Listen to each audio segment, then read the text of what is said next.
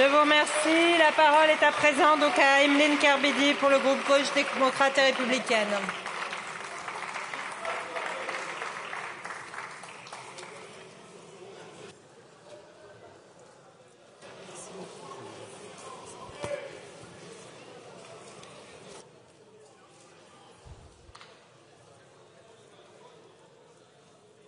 Madame la Présidente, Mesdames, Messieurs les ministres, chers collègues, depuis un an, notre pays est confronté à la plus grave crise politique que nous ayons connue sous la Ve République.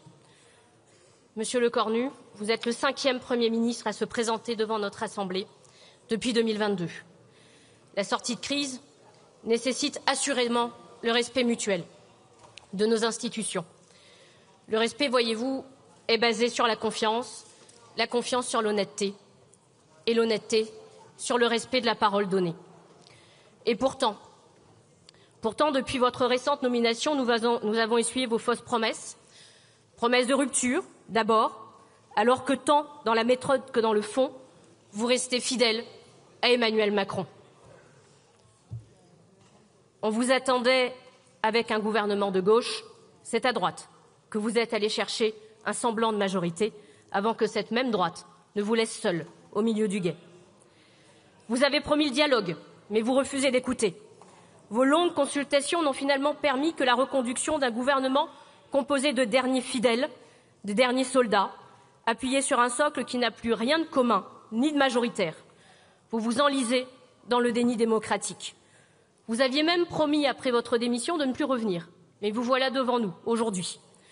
Pour rester coûte que coûte, vous promettez encore. Après que vos amis aient fait adopter en force, contre le Parlement et contre le peuple, la réforme des retraites, vous concédez enfin, tout juste, de la suspendre. Il vous aurait suffi d'un décret, un simple décret, pour tenir votre promesse. Mais vous préférez nous renvoyer à un amendement dans le PLFSS. Un amendement que votre socle bancal a déjà promis de combattre de toutes ses forces. De quels moyens ? Entre l'obstruction parlementaire et les rouages du calendrier budgétaire, bien heureux celui qui peut croire encore à cette promesse de victoire. Et quand bien même nous parviendrions à faire adopter un tel amendement, quel maigre résultat. 9 mois de plus et des pensions au rabais. Vous avez promis aux Français que la facture sera salée. En réalité, nous ne reviendrons pas à l'état antérieur à 2022.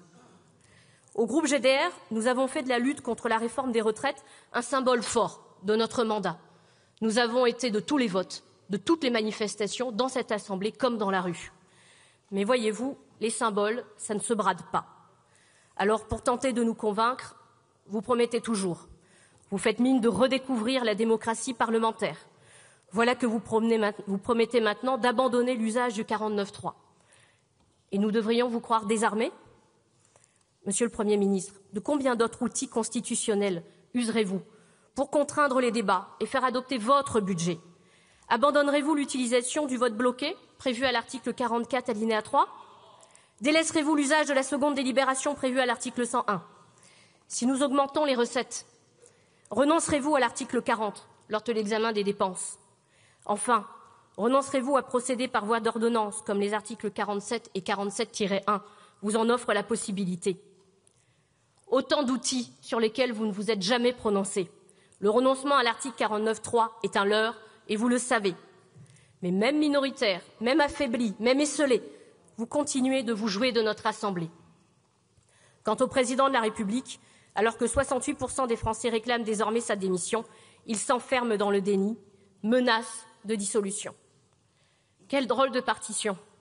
Pendant que vous flattez les députés pour tenter de leur faire croire que l'avenir du pays est entre leurs mains, votre mentor rappelle que le véritable pouvoir est entre les siennes.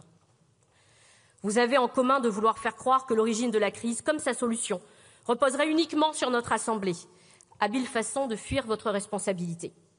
Or, si notre Assemblée est morcelée et sans majorité, c'est par la faute d'Emmanuel Macron qui, un soir de juin 2024, avait pris la décision, seul et sans même en informer son camp, de dissoudre l'Assemblée nationale. Voilà la véritable cause du désordre politique. Pour compenser son absence de majorité, depuis un an, il use et abuse de la Constitution, fragilisant le pouvoir législatif et l'ensemble de nos institutions, mettant à nu les fragilités de notre République, transformant la crise politique en crise institutionnelle, tout cela dans un unique but, préserver ses intérêts et ceux d'une poignée de très riches, à qui il a fait des milliards d'euros de cadeaux fiscaux depuis son arrivée au pouvoir, au détriment des travailleurs, des retraités, des étudiants, des ménages pauvres et modestes, de la jeunesse qu'il sacrifie. Votre budget 2026 en est la parfaite illustration.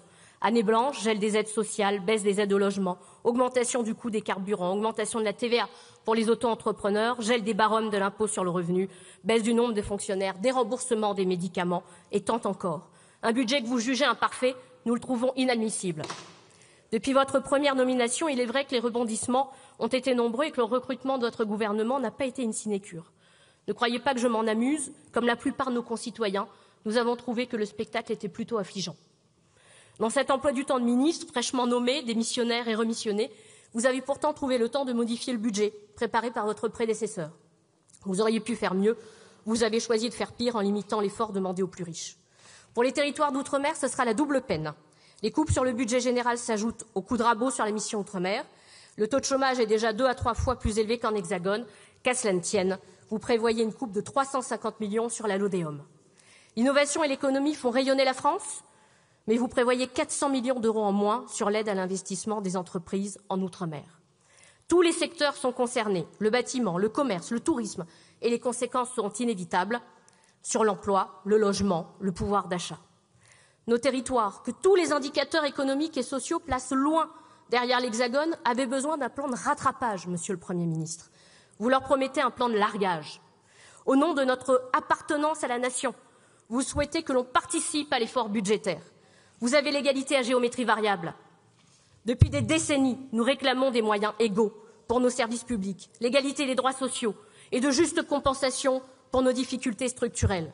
En 2025, pourtant, il manque toujours des routes en Guyane, de l'eau à Mayotte, des logements à La Réunion.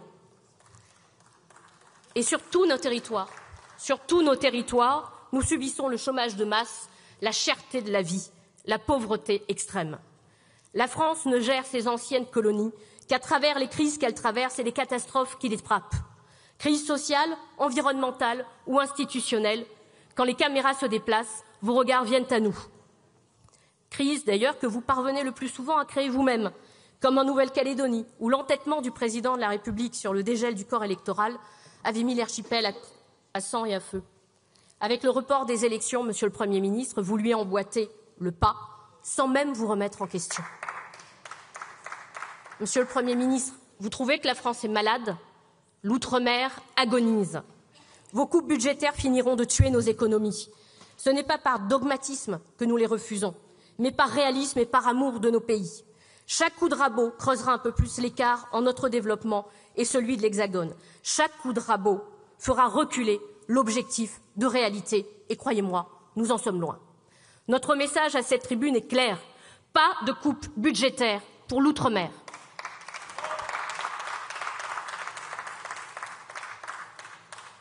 Monsieur le Premier ministre, nous ne sommes pas les artisans du chaos pour lesquels vous aimeriez tant nous faire passer. Mais au nom de quoi devrions-nous nous résigner et accepter un tel budget qui choisit d'épargner les plus riches pour accabler les ménages modestes et les petites entreprises en outre-mer, plus encore qu'ailleurs? Pour permettre une hypothétique suspension de la réforme des retraites, financée par un gel des pensions? Parce que vous nous donnez l'illusion de pouvoir débattre en renonçant au 49.3 alors que votre besace constitutionnelle regorge d'autres outils pour contraindre la discussion budgétaire? Au nom de la sacro-sainte stabilité, laquelle? Celle du président de la République assis sur son trône ou celle des marchés financiers que vous affectionnez tant? Mesdames, Messieurs du gouvernement, aujourd'hui nous ne censurons pas une femme ou un homme, nous ne censurons pas un nom, nous censurons votre budget, mortifère pour la France et mortifère pour nos territoires d'outre-mer. Nous censurons vos fausses promesses, vos faux semblants, vos mensonges à la face de ceux que vous méprisez, drapés dans une démocratie d'apparat. Nous censurons parce que nous n'avons pas d'autre solution, parce qu'après avoir essuyé le pire, vous nous promettez encore pire. Nous vous censurons parce que nous voulons que notre pays sorte de la crise, parce que nous sommes persuadés que la seule solution aujourd'hui est le départ du président de la République et votre départ doit lui précéder. Merci beaucoup, Madame la députée. La discussion commune est close. Je vais maintenant mettre aux voix la motion de censure déposée par Madame Mathilde Panot et 86 membres de l'Assemblée. Le scrutin est annoncé dans l'enceinte de l'Assemblée nationale. Je rappelle que seuls les députés favorables à la motion de censure participent au scrutin et que le vote se déroule dans les salles voisines de l'hémicycle. Le scrutin est ouvert pour 30 minutes. Il sera donc clos à 11h30. La séance est suspendue.